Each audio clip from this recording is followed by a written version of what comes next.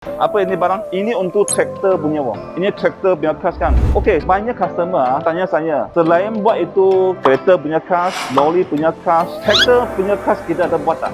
Sebenarnya traktor punya kas kita pun ada buat. Inilah yang traktor punya. Ini traktor dia semua jalan ini karbon punya. Dia jalan karbon tengok ini dia jalan uji karbon. Kenapa dia mau jalan karbon? Sebab traktor dia selalu bawa itu sawit, dia berat dia boleh tahan panas.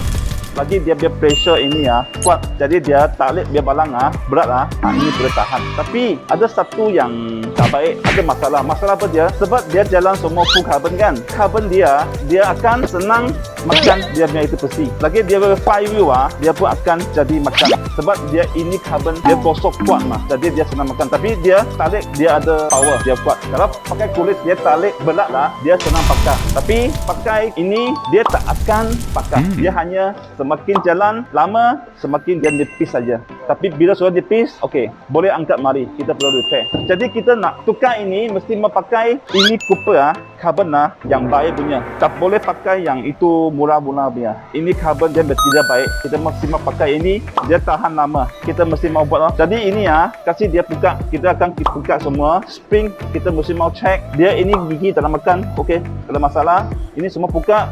Lepas tu pakai balik yang ini carbon yang bagus punya. Okey, ini cover pressure plate dia. Kita tengok dia sini sudah makan Kita mesti makasih buka kita boleh repair balik. Okey. Lepas tu belakang sini dia pun sudah makan banyak Jadi kita mesti mau skim balik dia. Lepas tu mesh balik dia punya spek. Tak boleh rendah, tak boleh tinggi. Bila pasang tak ada masalah. Kalau kita hanya skim saja, tukar ini tak ada mesh balik nanti masuk gear susah. Masalah ada. Mesti mau mesh balik dia. Jadi dalam bearing kita mau check punya. Sudah patah kita mesti mau tukar. Okey. So ini kita akan proses pergi buat Okey.